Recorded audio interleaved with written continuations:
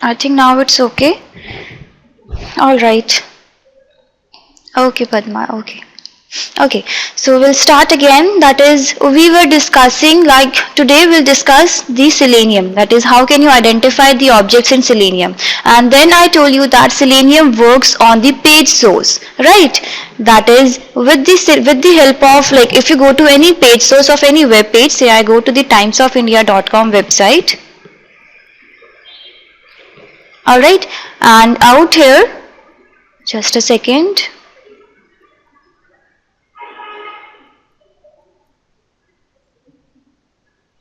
Okay, so if you go to the page source of this very particular web page, so over here you will see many tags and attributes associated with each and every element, and then you have tags under tags as well. Right, say suppose this is an anchor tag and the attribute associated with it is a PG attribute, then we have the title, then we have the href. So these are all the attributes. So Selenium actually works on the page source itself, and since the page source remains same across all the browsers, so that is why Selenium supports all the browsers. Right, and then in order to identify the objects, what all techniques you will be using?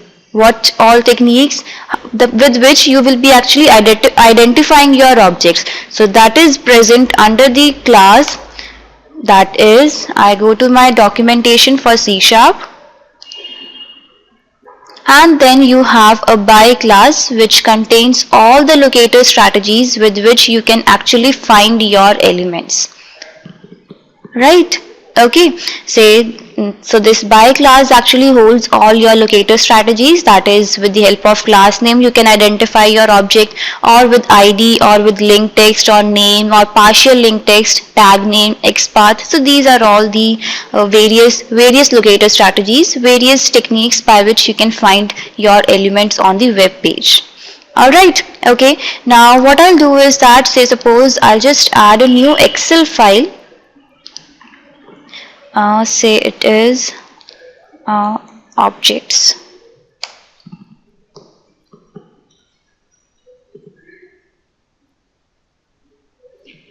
Okay, now for example, like if we have this Times of India website with us. Now if I go to the page source of this very particular web page, now when you are working with the page source, you need to identify the tags corresponding to what you actually see on the web page. You need to identify the tags. Right, so technically what you see is an object. Whatever you see on the web page is considered as an object, that is, whether a link, whether an image it is, or if it is the text, link text, anything that you see on the web page is considered as an object technically in Selenium. In automation, everything is an object. For example, the buttons, the text fields, image, links, everything will be considered as an object, right? So say we have this Excel sheet with us. Okay, now out here, say what all different types of objects can you see on the web page. So we have that, then we have the tag name with us, then we have mandatory attributes, and we have the optional attributes.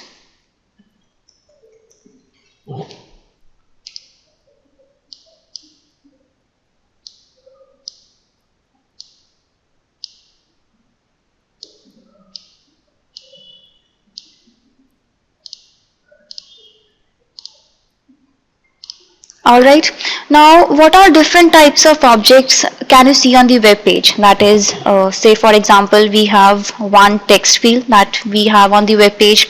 Then we can also, we also have the buttons with us, right? And then we have radio buttons also. Then we have check boxes, right? We have checkbox as well. Then you have the links also, link is also there. Then we have image, right? And then what else do you have? Okay, so we also have the drop down also, right? So these are all the objects, the common objects which you can see on any web page, and many more objects are also for sure present, but these are the common objects that you can actually see on any web page, right? Okay, now the first object, text field. So what is the tag associated with any text box? That is, the tag associated with the text box is an input tag, right? Okay, and similarly for the button also we have the input tag. Then for the radio button also we have the input tag associated. Then for the checkbox also we have the input tag, right? And then the link. So with the link, what tag you have? You have an anchor tag, right? Okay, so with the link we have an anchor tag.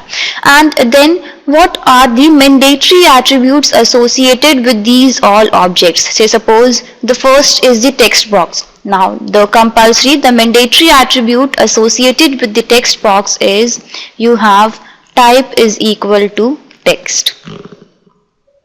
Alright, and then similarly for the button we have type is equal to submit. Okay, and then we have for the radio button we have type is equal to radio. Then for the checkbox we have type is equal to checkbox, right? It is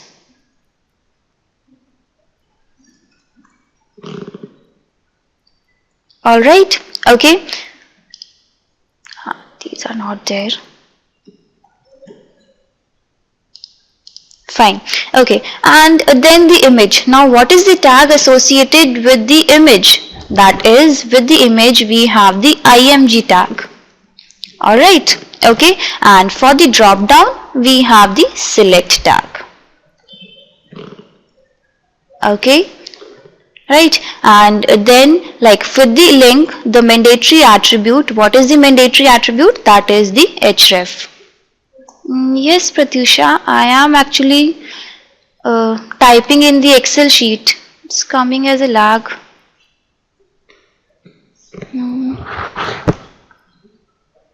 Okay.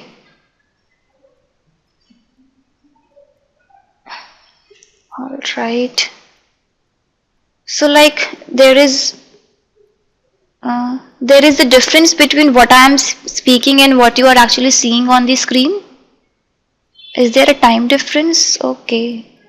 All right.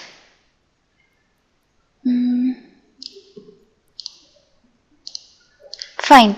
Okay, so like I was telling you that with the link we have the anchor tag associated with it, and the mandatory attribute is the href, which will actually point towards the URL which you are taking that link to. Right, and with the image, for the image, what is the mandatory attribute? That is the src attribute.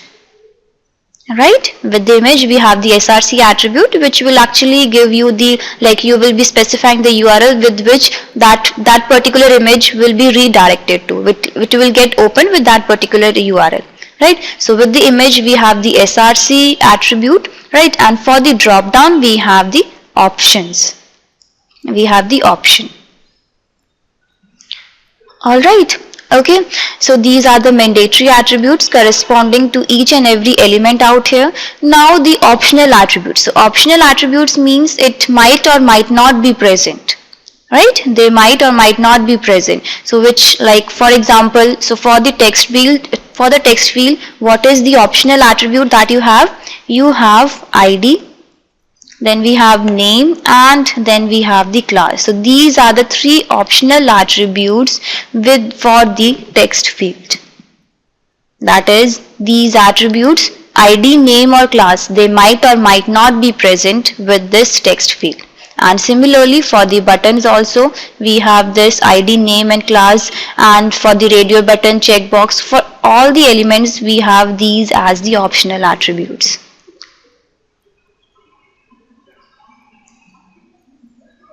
Alright, okay.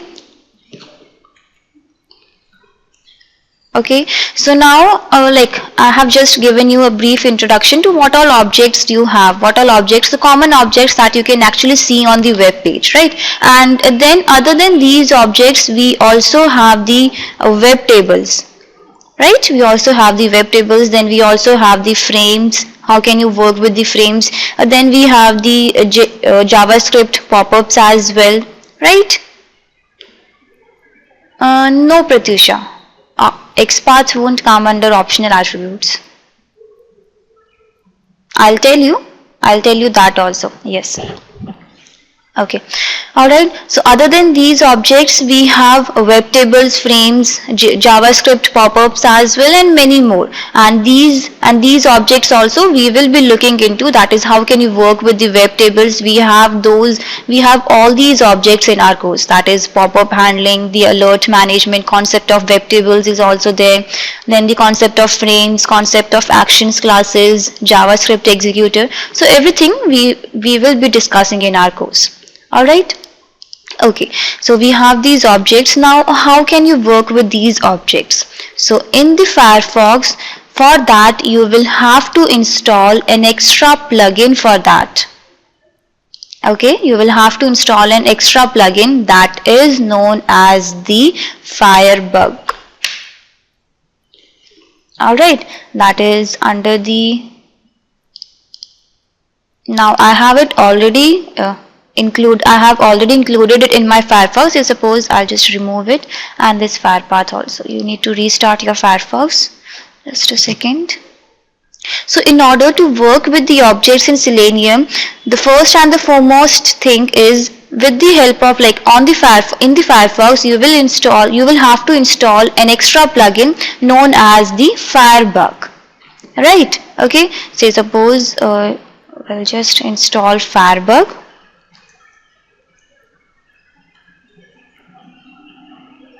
Okay, so here this is the Firebug. You'll just install it and it will download. Okay, so it has been installed. The Firebug has been installed now. Now suppose, for example, if I go to my Gmail website, gmail.com.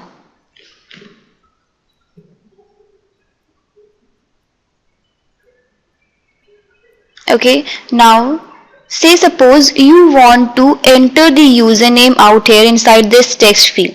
Then how will you do that? For that you will first of all you will investigate this username text field, right? You will get the source code of this username text field, right? That is, if you open your Firebug, you just click on this icon, Firebug icon, and you just click on this arrow and just hover your mouse on this text field.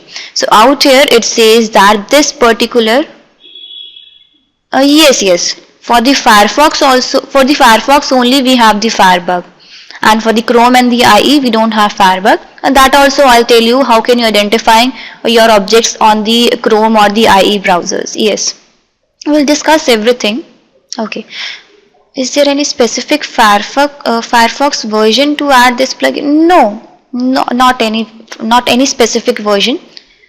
This Firebug is present on all the versions. You can on all the versions you can just include this plugin. It's not specific. Okay. Alright.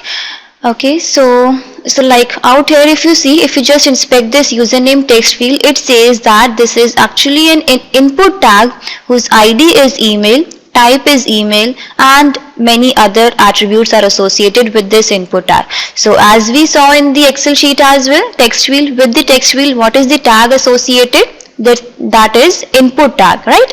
And you can see out here as well, this username text field is associated with an input tag. Alright, okay, and then I told you the mandatory attribute is type is equal to text. So out here if you see, okay, so over here you have we have type is equal to email, but generally we have type, you will find type is equal to text only in most of the cases, since this is actually an username text field, so they might have given they have given the type as email, but generally we have type is equal to text only for all the text fields. Alright, okay, and then if we look into this next button, so this also is an input tag whose ID is next, class also you can see, and many other attributes, and out here you see that type is equal to submit is there for the button. Alright, okay, and then we saw that the optional attributes, that is, what all are the optional attributes? We have ID, name, and class. right? So if you look into your elements out here, for this button, if you see that we have ID, we have name, and we have class, name and ID. So both, all the three attributes are present for this button. And if I look into my username text field, we have ID, okay, and we have name, but we don't have class out here for this username text field. No class is present, right? So you can simply say that ID and name can uniquely identify your objects, not the class. So it becomes easy for us to identify the objects with ID and name, but not with the class. Alright, okay, so you can just use the combination of tag name, these tag names, mandatory attributes, and the optional attributes in order to identify the objects. You just need to use the combination of all these attributes. Okay, so now how do you actually identify the objects? How do you work with them? For example, if I say suppose want to identify this username text field and I want to enter my username out here. I want to type my name inside it, right? Okay, so if you go to the official website of Selenium, that is the seleniumhq.org, in the WebDriver interface, if I go to my WebDriver interface, now out here you will see a function that is find element. There is a function named find element. What it says, it will find the first web element using the given method. Okay, so you generally if you want to find the element, say suppose let us see how can we work with that. So I'll just create a new project for that in Visual Studio. Alright, and I'll add a console application, say it is day 4.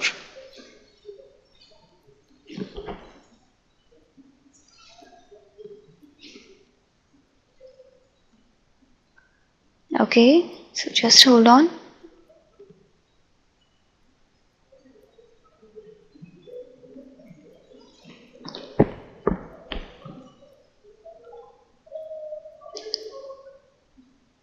Alright, so this is your program.cs class file which contains the main method, right? And then I'll just include my Selenium DLL so that we can work with the Selenium in this Visual Studio project, right? So I'll just include that, and rather than for the current version, I'll just include the previous version of Selenium, right? So I'll just include that. I'll just browse. And this is my WebDriver DLL. I'll just include that in my project. Fine. Okay, so now you can write your Selenium script. Okay, so says first of all, I'll just initialize my WebDriver. I press Ctrl plus dot and will include the reference to this openqa.selenium class. Say driver is equal to, say I want to open the Firefox driver.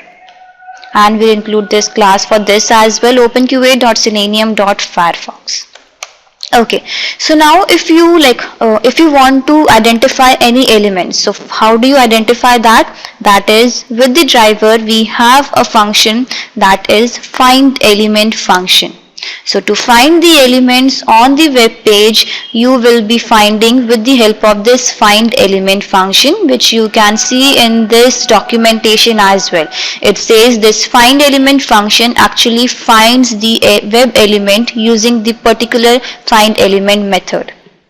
And this find element function, this method, it takes in the reference of the by class.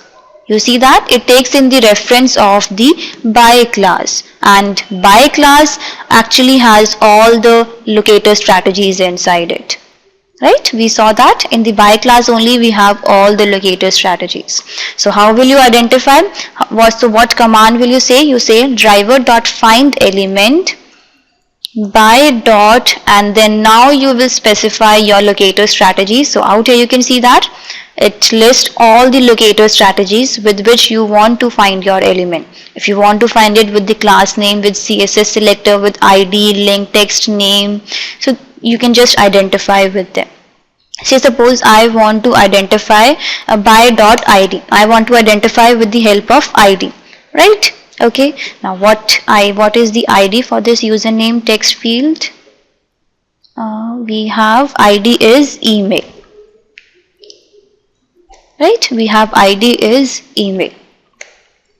Alright, so this will actually find the element on the web page. It will find the element, which element, whose ID is email.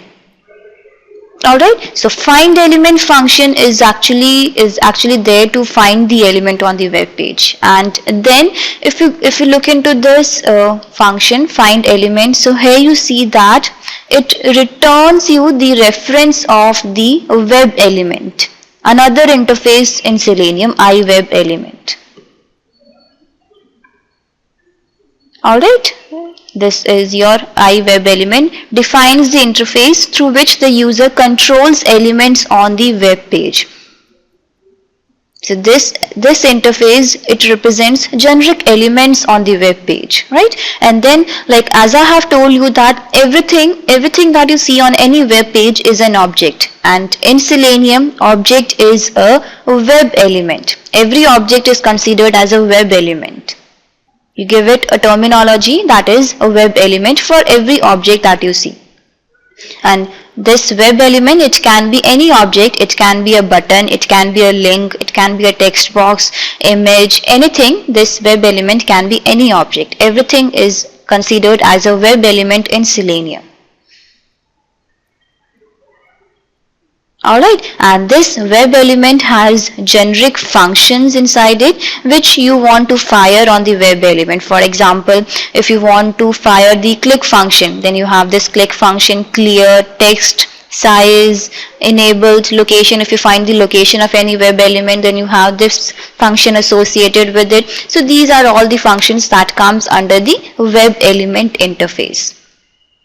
Alright, okay, so when you write driver.findElement, it is actually returning you the reference of the web element, right? It returns you the object of the web element. Okay, so iWeb element, say it is email. Alright, and then you can simply say, if you want to enter in the email ID field, then you can simply say email dot send the keys. That is, for that we have send keys function. In order to type anything, say I want to type my name inside it. Alright, okay, so now if I run my script, I'll just, okay, I haven't taken it to the URL, I'll just give the URL as well. Driver.url is equal to, say, gmail.com.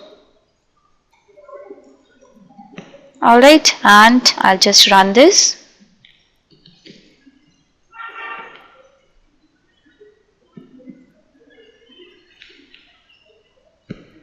Okay, so just hold on.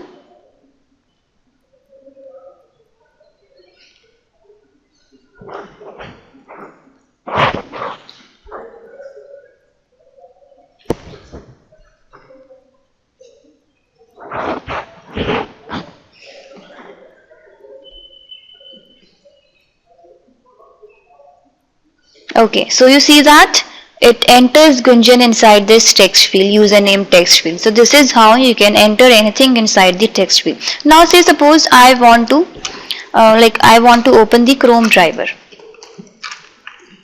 Okay, I'll just include the class for it, and we'll have to pass the path for the exe file as well, for the Chrome driver.exe file. Just a minute.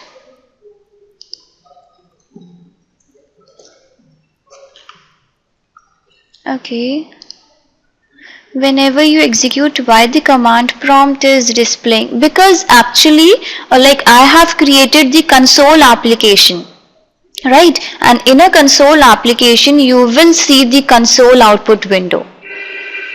Because if you want to print something, that output will actually be seen in the console output. But actually when we are working out here right now, we are working with the Selenium script. We are working with the browsers. So we are not using the console output window. But console output window will always be seen if you work with the console application project. Okay. Alright. So now say suppose I want to open the Chrome browser and want to run my script on the Chrome browser. Alright. So now I'll just run it. We'll see. Okay, so you see that it opens the Chrome browser.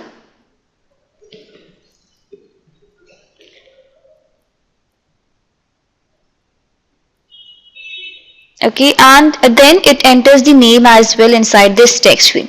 Now one thing to note over here, I actually identified my object on the Firefox browser. Right, I have identified my object, this username object, in the Firefox browser, and then just now I just executed my script on the Chrome browser, and it is working fine as well. Why? It is because the page source remains same across all the browsers. I did not identify my object on the Chrome browser, right? I identified it on the Firefox browser only. And then if you are working, like if we try to execute our script with the Chrome browser, so that was also working perfectly fine. So that shows that since page source remains the same across all the browsers, so you can work with any browser. Right? It's not like that if you want to work with the Chrome browser and if you have identified the object in the Firefox browser, then you can simply work with any browser of your need. Because in the Firefox, like, it is easy to identify the objects. That is, we have an extra plugin associated in Firefox, and that is the Firebug. So that makes easy for us to identify the objects. Alright. Okay. So with the help of Firebug, you can easily identify the objects. So that is why we generally use Firefox browser only in order to identify the objects, and then after that you can work with any of the browser in your script. In your code you can work with any browser. Alright, and then now in the Chrome browser, like, I'll just close this. Alright. Now in the Firefox we have this Firebug plugin. Right, we have this Firebug plugin with which we are actually identifying our objects. Now in Chrome browser, you don't have any extra plugin. You don't have any plugin with which you can identify the objects. Then how can you identify your objects? That is, if I go to Gmail website.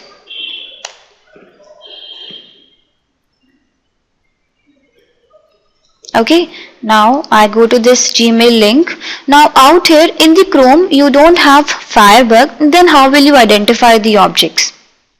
That is, in order to identify the objects in the Chrome browser, you just right click on that element and then you have an option, that is inspect option. Okay, so for the Chrome browser you actually have the Chrome inspector, which is inbuilt in the Chrome browser only.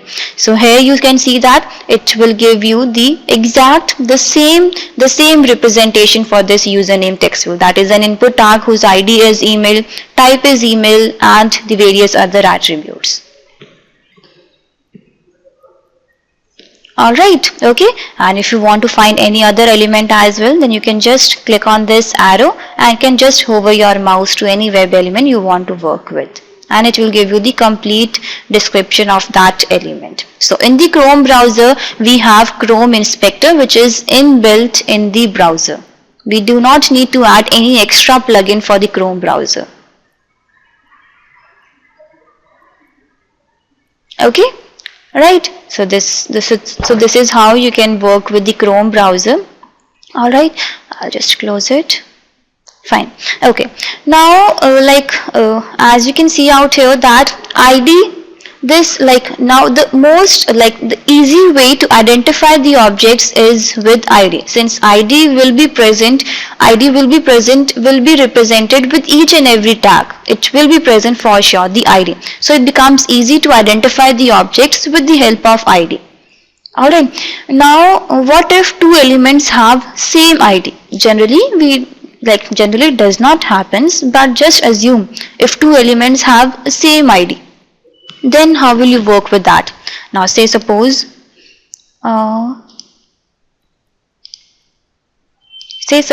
we have three objects with us on any web page, right? We have three objects on which we are actually working, three elements on the web page with the same ID, right? Now when Selenium scans the page, it scans from top left to the top right corner.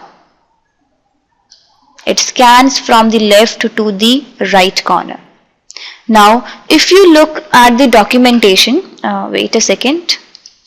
If you look at this documentation, we have the find element function. We had the find element method with us, find element method in the WebDriver interface, right?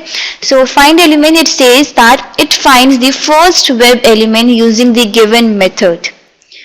That is, it says it finds the first web element, first iWeb element on the web page. So as soon as it gets the first element, as soon as it gets the first web element, it just uses that web element and just ignores the second and the third web element. Second and third web element will be ignored. What if we want to work with the second or the third element, then how can you work with that? So that also we'll discuss. I'll tell you in the coming classes. Okay, so just make a note over here that this find element method, it finds the first web element on the web page. So as soon as it gets the first web element, it will just use that and it will ignore the second and the third web element. Okay, so right now just keep in mind that find element will always identify the first iWeb element only. Alright, okay. Now coming back to our this Gmail website. Now over here I told you that ID is one of the unique way with which you can identify the objects. Now you can identify the objects with the help of name attribute also, or any other attribute also. Okay, so like name is also unique. You can simply write by dot name as well. Okay, so this will also give you the same result. It will also identify the element and will run your script. Say suppose I'll run my script. Okay, so it opens the Chrome browser and enters the name as well. So it completely, like, it perfectly will execute your script. Okay, now say suppose what if an element is not having ID or name or any such attribute? What if an object is not having ID or name? Then things get little complex out there, right? So then how will you identify the object? So then we will use XPath. Now you can see various other locator strategies are also there. Various other attributes you can identify with the type also, with autofocus, with placeholder. You can identify with many other attributes, but then we also have one more attribute. That is the XPath. Now what is the XPath? Let us discuss that. And then Padma, I told you, like, if you want to work with the second element, I told you I'll be telling you in the coming classes. So just hold on. Okay. Yeah. I will tell you how can you identify the second or the third element. Yes. Okay, so alright, so like we were discussing the XPaths. Okay, when you don't find any common, like when you don't find any way by which you can identify the objects, then in that case you will simply go to the XPath. Now what is an XPath? Now since every person has a name uniquely identifies you, right? Similarly in Selenium, element has XPaths. XPath uniquely identifies a web element. Alright. Okay. Now there are actually two types of XPaths. That is, we have partial XPath and we have the complete XPath, or you can say absolute XPath.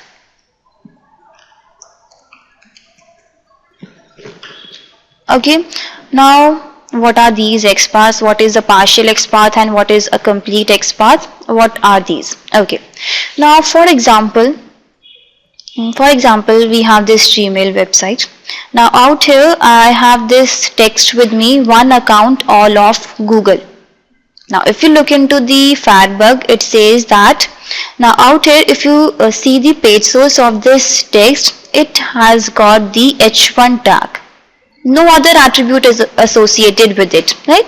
This text only has the h1 tag associated, nothing else is there. So now how will you identify, since like you can see that we don't have any other attribute. So here we will inspect this text with the help of XPath. So how do you use XPath? I will just look into that. Okay, now if you like see into the page source of this particular web page, this text is associated with the h1 tag. Right, now if we start from the beginning, so like this page source, it starts from the HTML tag, right, and goes till the h1 tag where we are actually having our element. Alright, so the first tag you can simply say that firstly we have the HTML tag, right? We have the HTML tag. Then under that you have two tags, that is the t head and the t body and the body tag, right? But our element is actually present inside the body, right? Okay, so under the HTML we have the body. Okay, then under the body you have, what do you have? You have the div tag, right? Okay, so under body we have div tag. Alright, and then under this div tag you again have two div tags, right? You have three div tags, but our element is actually present inside the second div tag, right? So you can simply say we have div, and which div, that is we are actually having the our element in the second div tag. Alright, and then under the second div tag you have another div tag.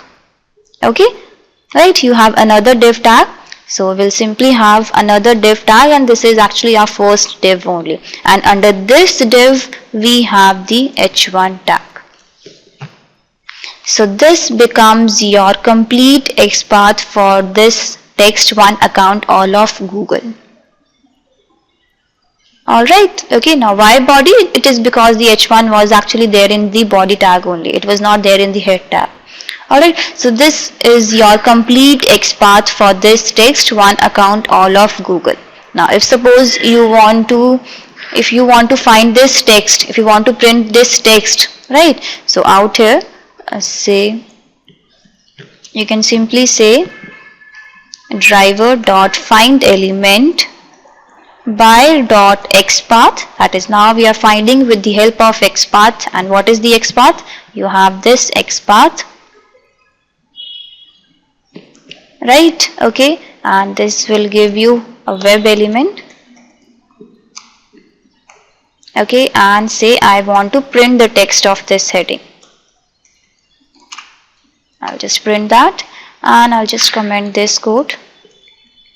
Alright, so now if I run my script,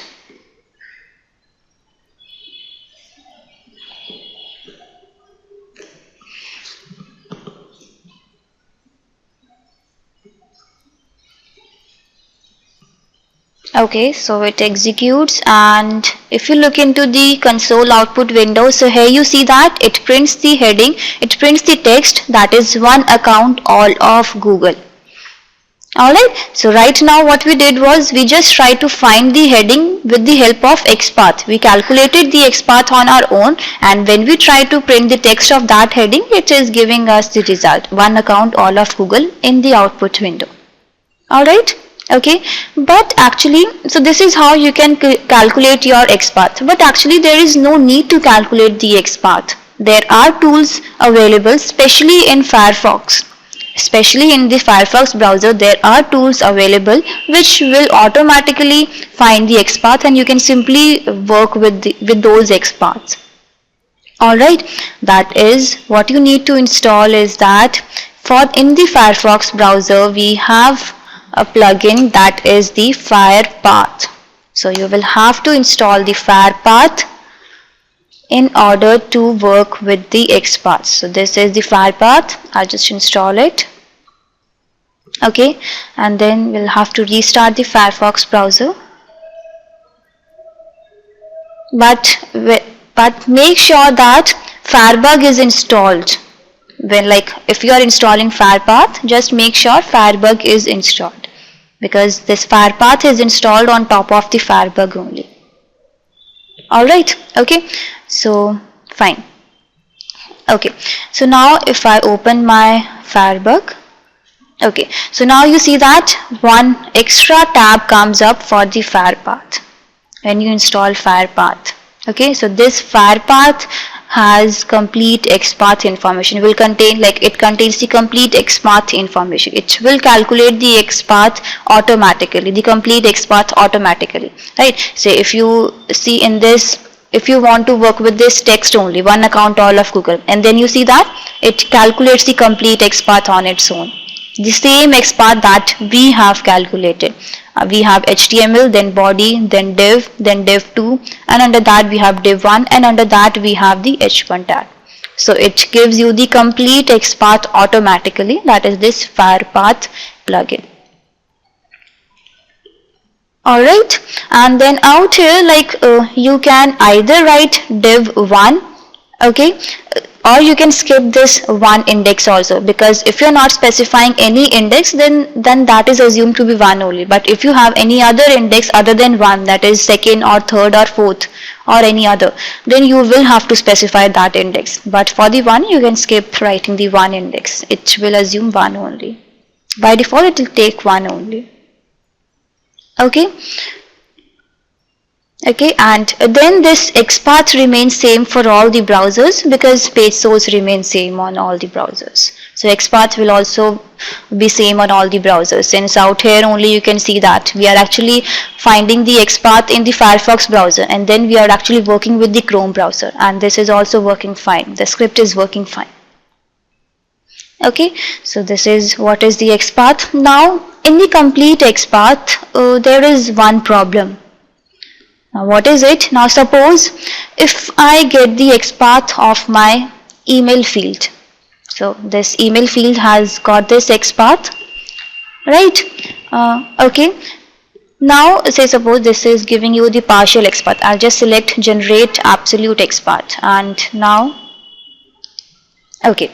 So now it says that this email ID field, it has got this XPath. This is the complete XPath for this email ID field, right? Okay, this is the complete XPath, which is a very big one as well. Say, okay, now out here you have this XPath for the username field. This is the complete XPath for the username field. Now what if the application changes tomorrow? Then some tag will get added up in between, or some tag might be removed as well from this complete XPath. So out there, so then will you be changing the code again and again? Will you be changing? You will have to change the XPath then if the application changes tomorrow, and if some tags gets added or some gets removed in between. So that will actually create the problem. Although the complete XPath is very accurate, it starts from the root, the HTML tag. It starts from the root and goes where the element, where you are searching the element, and it stops the search till your element, where your element is present. Although it is the accurate one, the complete XPath is more accurate than the partial XPath. But if there are some changes in your XPath, then that will create the problem. So out there we use the partial XPath. We can use complete XPath as well. We can use the complete XPath, but when nothing works, we will be using the partial XPath. Okay, so we prefer using the partial XPath only. So how do you get the partial XPath? That is, if I uncheck this generate absolute XPath, and now if I inspect it again, okay, I'll just refresh it once.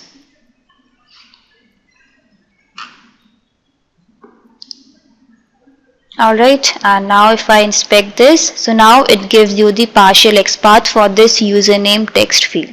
That is, Now what is this partial XPath, how it is being done? That is, this partial XPath, it starts from double slash, right? It starts from double slash, okay, and then say suppose if I write double slash A.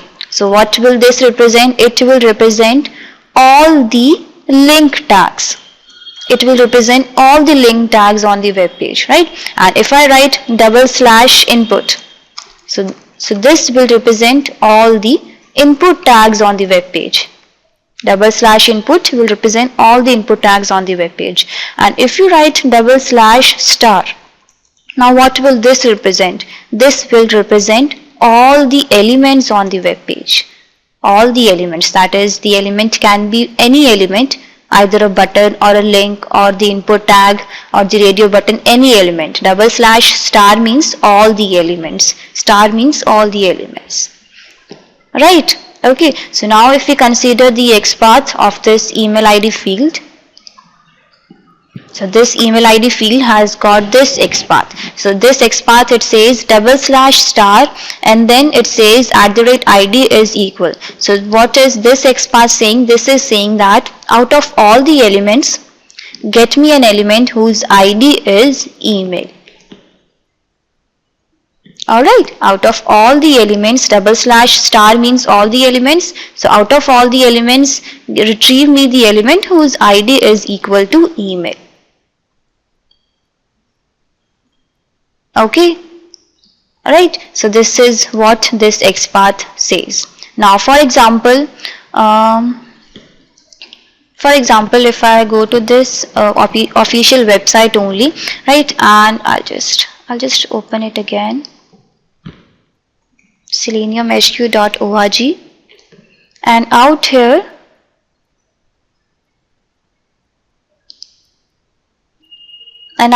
if I inspect this previous releases link, okay, I'll just look into my XPath. Okay, so this is the previous releases link. Now if you see the if you look into the partial XPath of this previous releases link, this has got this XPath.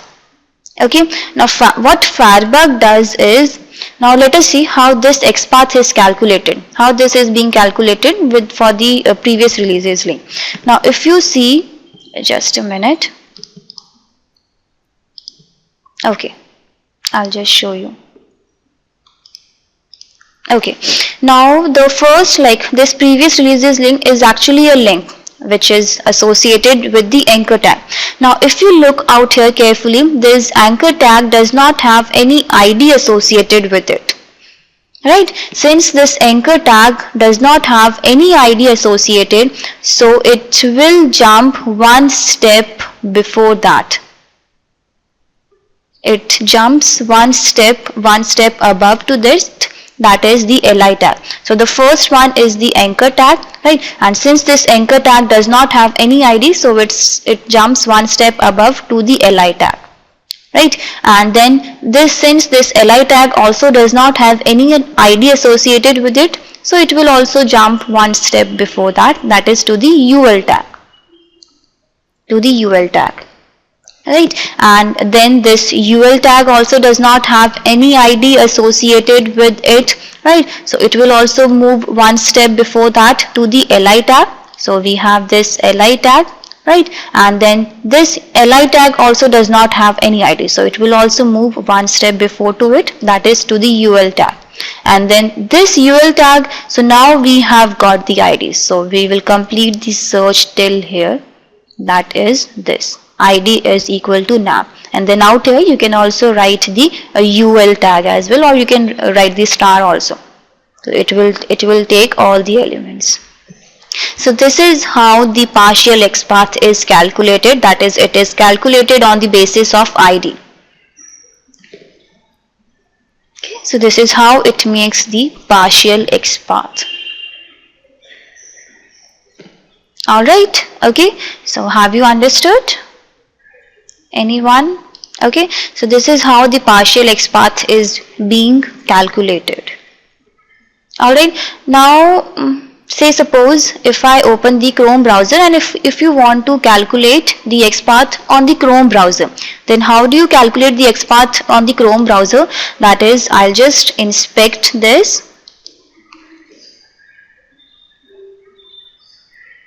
Okay, that is, if you want to calculate the XPath of this username text field, so you just right click on that element, you click on the inspect option, and if you want to calculate the XPath for this username text field, then you simply right click on this and you have copy, then you say copy XPath. So now if you see, it gives you the same XPath for this username text field that we were actually having on the Firefox browser, the same XPath. The only difference in these double quotes, on the Chrome browser it gives a double quote, and in the Firefox it gives single quotes. The only difference out here. Rest it will give you the exact XPath, the same XPath on both the browsers. Alright, okay, so in the Chrome browser you don't have any other way you can calculate the complete XPath. If you have if any element is having the partial XPath, then it will give you the partial XPath only. Say suppose we want to get the XPath of this text. Alright, and if I copy the XPath of this element, this text, let us see. So it gives you the complete XPath for that element. Since this heading is actually this heading actually gives us the complete XPath only. We don't have any other way of having the partial XPath, right? Since this h1 tag does not have any ID associated with it, so it will keep on moving one step before that. So because of that, it is giving us the complete XPath. So any element, if that element is not having the partial XPath, that element will only give the complete XPath. Otherwise, in the Chrome browser, you will get the partial XPath only. Okay, that is, I told you that you can simply work with the Firefox browser. Since in the Firefox we have the Firebug plugin with which you can easily identify the objects. And if you want to work with the Chrome, you can simply write your script with the Chrome browser, but you can identify it in the Firefox browser. That will not matter. We have seen the results as well. Page source remains same. Alright. Okay, so this is how you can just I just told you how can you work with the Chrome, how can you work with the Chrome browser if you want to actually work with the Chrome. And then I'll tell you with the IE browser as well. Let us see. So in the IE browser, okay, just hold on.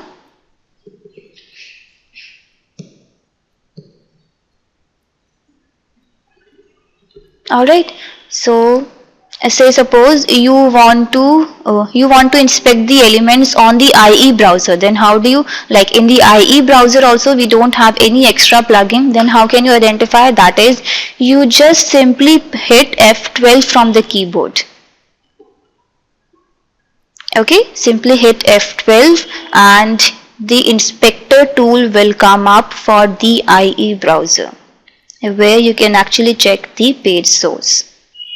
Okay, so you have this arrow which in order to select the element, and just hover this arrow to any element that you want to search.